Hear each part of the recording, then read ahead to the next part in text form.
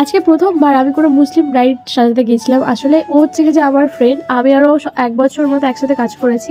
তো ভীষণ ভালো, খুব ভালো ওর সাথে আমার বন্ডিংটা। তো প্রথমে ওদের বাড়িতে গিয়ে একটু খাওয়া দাওয়া করে নিলাম ফার্স্টে, তারপর ওকে সাজাতে বসে গিয়েছি। ও এখন দেখছো মুখটার কী অবস্থা হয়েছে, আর এখন আমাকে কানে কানে কিছু কথা বলছে, মানে সংসারের বিষয়ে বলতে পারো, মানে বান্ধবদের যেরকম শেয়ার করে সেরকম কিছু কথা শেয়ার করছে। বেশ মজার ছিল কথাগুলো, তো ওই জন্য আমি হাসছিলাম। আর এরকমভাবে লুকিয়ে লুকিয়ে ভিডিওটা করে নিয়েছে।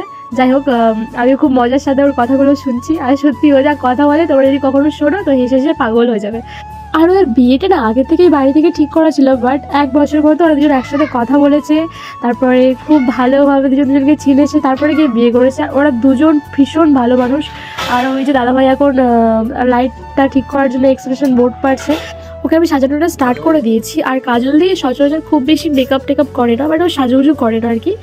বাট ওর ফেসটা না খুব সুন্দর আসছে ক্যামেরাতে, আর মেকআপ করলেও খুব মিষ্টি লাগে দেখতে ওকে, তোমরা দেখতেই পাবে সবার লাস্টে।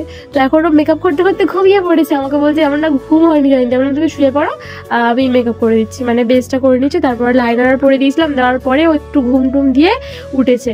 তো ও এখন ঘুমাচ্ছে, প্রথমবার কাউকে সাজানো গেছে, সে ঘুমাচ্ছে জাগে।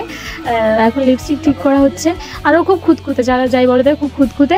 এখন আমার ফেস মেকআপটা হয়ে গেছে কমপ্লিট, আমি শুধু একবারে ক্রিম্পিং করবো, হেয়ারটা করবো, আর ও লেহেঙ্গা পরবে, লেহেঙ্গাটা না অসাধারণ সুন্দর ছিল। আর ওর প্রত্যেকটা জিনিস সব কিছুই দাদাভাই পছন্দ করে কিনে এনেছে।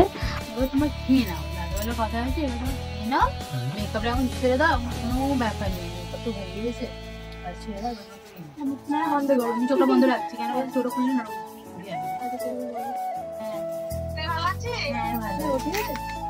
হ্যাঁ, ও ছবি তুলবে, ও নিয়ে যাবে একবার অন্তত বলো। হ্যাঁ, ও ছবি তুলবে না আমার আগে, বলছে ও আবার ছবি তুলবে না আমার, তাই বলছে। তোমার साबुन लीजिएगा, ये क्रीम तो है लगाने वाला, अभी बिना क्रीम का हम कर देंगे। আর একটা আছে ছোটটা নিশা, আর এক বাবুদা। তো ওর এখন মেকআপটা একদম ডান, আর আমি এখন এই জর্নাটা সেট করছি। তো তারপর জুয়েলারিসগুলো লাস্টে পরাবো। আর অনেক রাতে রিসেপশন স্টার্ট হয়েছে, ওই 9টার দিকে। তো অনেক টাইম ছিল আমাদের হাতে, আমরা বসে শুয়ে খেয়ে গল্প করে এইসব করতে করতে করতে করতে 9টা এমনি বেজে গিয়েছিলো।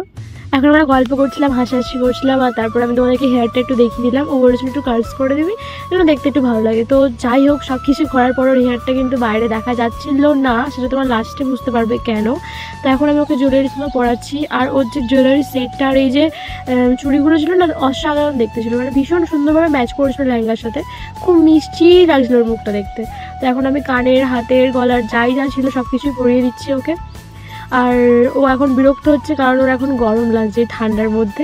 তো চলো আমার ফাইনাল লুকটা তোমাদেরকে দেখিয়ে দিচ্ছি। আর এখানে একটু ব্লার হয়ে গিয়েছিল, আর লাইটটাও কম আছে, যার জন্য মেকআপটা ঠিকঠাক করে বোঝা যাচ্ছে না। তবে একটা ছবি দিয়ে দেবো তোমাদেরকে। আর তারপর ওদের যে রিচুয়ালস ছিল, মানে দাদাভাইদের রিচুয়ালস অনুযায়ী ওদের বাড়িতে সব বউদেরকে, মানে নতুন বউদেরকে এই কপালে বিন্দি আর মাথায় মুকুটটা দিতেই হবে, ওটা ম্যান্ডেটারি। দেন ওখানে একটু ঘোরাঘুরি করে ফটো তুলে আমরা চলে এলাম লাস্ট ট্রেনে বাড়ি। আজকের মতো টাটা, দেখা হচ্ছে নেক্সট ভিডিওতে।